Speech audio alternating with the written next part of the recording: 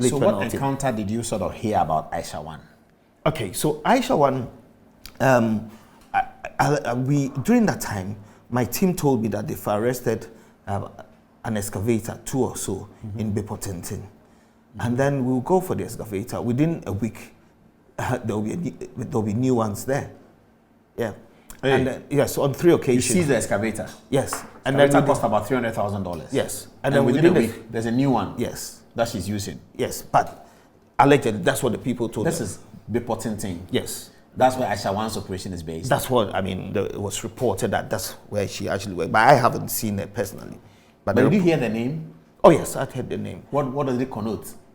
In those days, when you heard the name, does it connote a campaign, a Galamsey campaign? It's like mentioning the name of Escobar. Yes, that's how it. So was she feared or was she loved by the Galamseyers? That one I wouldn't be able to. But then the more you hear the name, you feel that it's attached to illegal mining. Yes, but for the illegal miners, did they see her as a threat? Did they see her as a partner? Did they? No, you see, my job was such that I didn't have direct contact with them. Okay. Because you know when they do that, they start actually inducing you and stuff like that.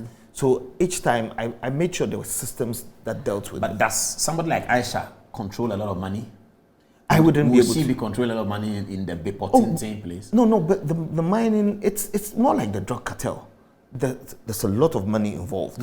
You understand? So, and I keep saying that this is an area where we don't. So she could at a point have gold, say, worth $5 million.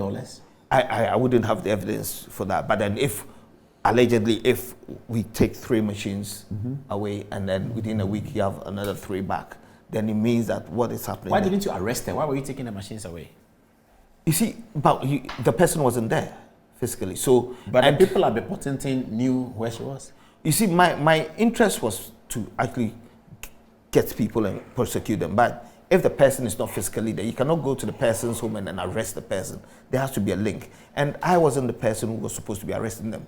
Like I said, there was the Interministerial Committee, Interior Ministry, and all that. So at any point, did you indicate in any of your reports that this Aisha Huang needs to be arrested? No, I didn't have to mention her name because if you focus on her, there were other people who were doing a lot more things. You know, there were a lot of people. But Aisha had been there before the MPP came to power. Yes, she had been working on this Galamsey before the MPP came, so she was quite well strengthened. Within the context of the pipo-tented and those parts of Ashanti region. Now, there's a concern that Aisha Huang has also recordings of people in high-profile positions compromised sexually, and she has actually released 1 or 2 of them before, and that's a problem. I heard you say on Joy FM earlier today that shouldn't be a bother to anyone who is in the video because what she did was illegal. Exactly. I'm not so sure whether you are speaking emotionally or just trying to be sensible. Let's see what Kweku Baako said about that video. I don't know whether he had seen it, but this is some time ago on Joy FM's news file. This is what he said. Look, they have, they have video and audio recordings of people who are powerful, of people who have been entrusted with responsibilities to protect us as a people. I'm telling you, that's how dangerous the game is. And that is where the strength, the power of these Chinese women are coming from. They have entrapped them in videos containing what? You want me to say it? That's why we can't wait for your daily guide. Sex. Crusading guide and analysis work. That's why we can't wait. I haven't said this will be seen in analysis work. I haven't said that. But I'm telling you, they have video and audio recordings of their conversations with some strategically placed persons from then and now, and some they are having sex with, or they have girls, some mainly Chinese, who they brought into town, who sleep with these big men or big guys well placed. And they have them, and they use it to blackmail our big men into submission. That's how powerful they have become. And Charles, you think this is a no-brainer? This is nothing? No, because you really? See, no, Paul, you see, you are a big man. You're a minister. You're national security somebody, and Aisha Huang has sent a Chinese lady to induce you into bed. Okay, and she has filmed it with a body cam, so she has your face. She has half naked photos. Okay, Paul. And here you are just jumping on it. Paul, before I go on to that, you see, you know, we're focusing on Aisha Huang. You know, I mentioned Pablo Escobar. Yeah. He's been, taken out. Yeah. But the drug cartels are still there. Yeah. So you're actually dealing with a problem, making sure that there are systems to deal with it. Now, with this video thing, there are laws, you understand? Where in that video that we're talking about, where the people being raped, I believe it doesn't appear that it's rape. From the one that I saw few years ago, it wasn't rape. Yeah, but it was brutal. No, morality. We're talking about morality. Yeah. So I'm going to take morality out of it. Being a big man and then going out there married and then sleeping without, it's an issue of morality. Yes, a major issue. Yes. And morality is very closely linked with politics. Yes. So as the politicians, not just politics, church, office. Yeah, office. Church will not punish you, but politics will punish you. When you get onto the wrong side of the moral equation, politics punishes. And in the church, you can ask those who have been on the ballot and how their votes turned out. But in the church, wherever you are, church doesn't punish; it forgives. It forgives. Yeah, it's supposed to forgive. Okay. But politics at the ballot box will punish you. Okay, for something like that. Yeah, but it's not simple that you are showed in a video where Aisha Huang says, if you prosecute me, I'm going to show this video where you are seen on top of a young Chinese woman who is 22 years old, whose name you don't know, who doesn't speak English, and was brought to you, and you just... okay, so that's a big deal. No, it is. Yeah. That's what I'm saying, but I am going to... Is that not part of the problem we are having? No, it is part of the Should problem. we not arrest Aisha and ask her to produce those videos and delete them? That's what I'm getting to. You see... But she says she doesn't have any video. So then we go ahead and prosecute her, because the moment... If you prosecute her, she leaks it on WhatsApp. WhatsApp? Yes. What school were you in? Here in Ghana? Yeah. In Science Secondary School. Okay, so in Science Secondary School, 1991, year ago, the thing comes. And within 5 minutes, it's gone everywhere. I don't have it. And then who really, so in this day and then age, the face of some guy we know is there. No, but in he's this, just doing that. That becomes a story. You can prosecute Aisha Huang all you want. Nobody cares. That's the story. Okay, but Paul, look at it at this point. Then you never tell the truth, and then the video is kept.